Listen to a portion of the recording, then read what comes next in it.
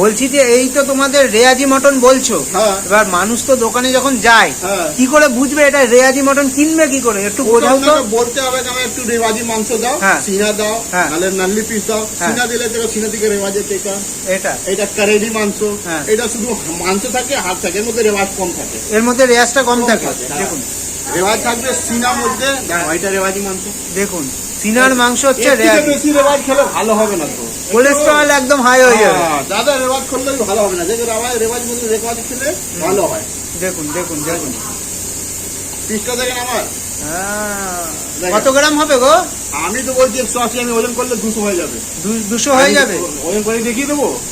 হ্যাঁ করো, করো, আজকে ওজন করেই দেখানো হবে। লখনৌ বিরিয়ানি দেখুন দেখুন দেখুন, এই হচ্ছে কিন্তু এই মাটন দিয়েই হয় লখনৌ বিরিয়ানির মাটন বিরিয়ানি, তাই তো?